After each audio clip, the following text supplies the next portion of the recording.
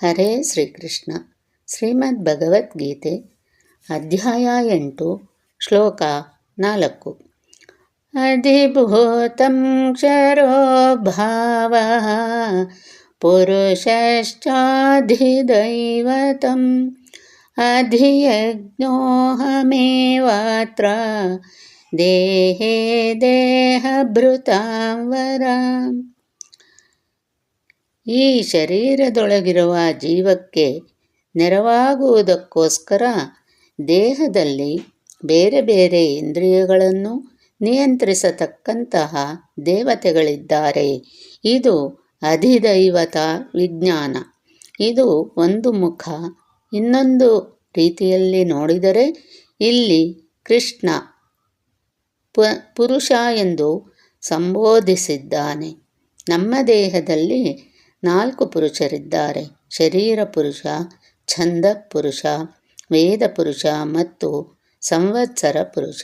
ಈ ದೇಹ ನಿಂತು ನಡೆದಾಡಬೇಕಾದರೆ ದೇಹದಲ್ಲಿ ಶರೀರ ಪುರುಷನಾದ ಶಿವಶಕ್ತಿ ಬೇಕು.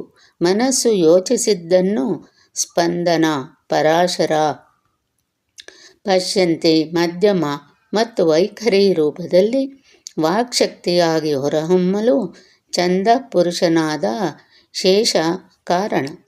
ಮನೋಮಯ ಕೋಶದಲ್ಲಿದ್ದು ವೇದಾಂತದ ಚಿಂತನೆ, ಮನಸ್ಸಿನಲ್ಲಿ ಮನನ ಶಕ್ತಿ ಕೊಡತಕ್ಕವ ವೇದಪುರುಷ ಗರುಡ.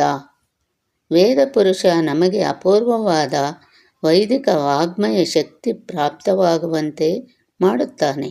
ಜೀವದ ಯೋಗ್ಯತೆಯನ್ನು, ಇಡೀ ಜೀವದ ಸ್ವರೂಪವನ್ನು ನಿಯಂತ್ರಣ ಮಾಡುವವ ಜೀವಕಲಾಭಿಮಾನಿ ಚತುರ್ಮುಖ ಬ್ರಹ್ಮ.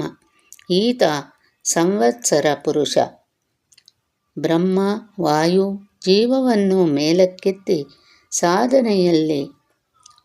ಸಾಧನೆಯ ಹಾದಿಯಲ್ಲಿ ತೊಡಗಿಸುತ್ತಾರೆ. ಹೀಗೆ ಈ ಪಂಚದೇವತೆಗಳು ಭಗವಂತನ ನಂತರ ದೇಹದಲ್ಲಿರುವ ಪ್ರಮುಖ ಅಧಿದೇವತೆಗಳು. ಅವರಿಂದ ನಿಯಂತ್ರಿಸಲ್ಪಟ್ಟ ಸಮಸ್ತ ಬ್ರಹ್ಮಾಂಡ ಅಧಿಭೂತ. ಪ್ರತಿಯೊಂದು ದೇಹದ ಒಳಗೂ ನಾನು ಒಂದೊಂದು ರೂಪದಲ್ಲಿದ್ದೇನೆ ಎಂದು ಭಗವಂತನ ಈ ರೂಪವೇ ಅಧಿಯಜ್ಞ ರೂಪ.